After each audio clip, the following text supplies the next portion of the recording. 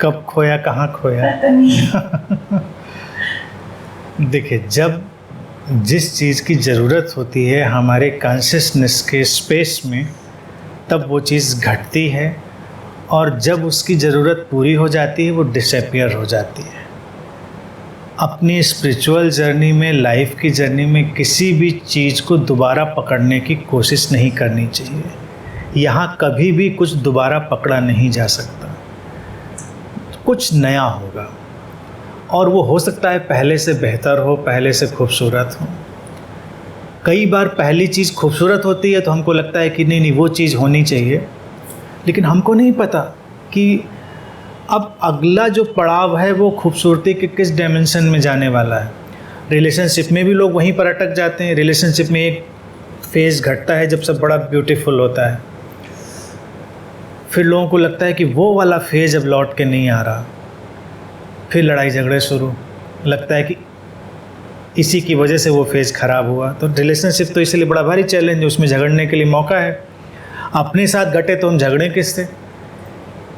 अपने साथी हो तो कोई झगड़ने के लिए भी नहीं, तो मुश्किल खड़ी हो जाती है। लेकिन आप यकीन मानिए, अगर नेचर ने कुछ ब्यूटीफुल हमको कभी दिया है, कभी कुछ हमारे साथ ब्यूटीफुल घटा है, तो अगले पड़ाव पे कुछ और ब्यूटीफुल ही आएगा। अब वसंत आया, हरी भरी सब चीज़ें हुई, नई कोपलें आई, कितना अच्छा है, कितना सुकून है, शांति है उसको देखने में। लेकिन फिर पतझड़ तो आना ही है उसके पीछे। That is part of process. अब जब पतझड़ आता है तो सन्नाटा है, खालीपन है, रिक्तता है, थोड़ा अवसाद भी है, थोड़ी उदासी भी है। तो कौन कहता है उदासी उस समय ख़राब होती है?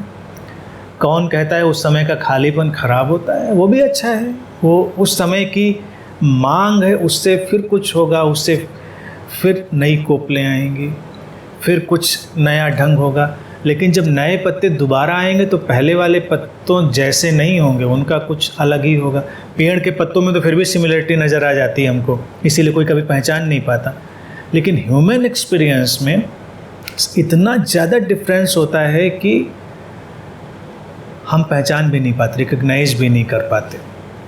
तो इसलिए वेट करना चाहिए। अगर किसी के साथ एक मोमेंट भी, एक लम्हा भी ज़िंदगी में अच्छा घटा है, शांति का घटा है, सजगता का घटा है, विटनेसिंग का घटा है, तो उसको पूरे ग्रेटिट्यूड से प्रतीक्षा में होना चाहिए, पीछे लौट कर नहीं देखना चाहिए।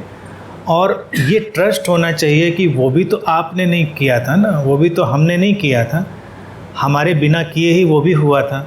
हमने तो कोई चाबी लगा के उसको नहीं पैदा किया था, तो अब भी हम चाबी नहीं लगा पाएंगे, अब भी हमारे किए नहीं होगा, अब भी वो उसी सोर्स से होगा जिस सोर्स से वो हुआ था। तो जस्ट वेट इट। सबके लिए ड्रामा अलग अलग ढंग से लाइफ का अनफोल्ड होता है, तो आपके लिए जिस तरह से अनफोल्ड होगा वो अनफोल्ड होगा।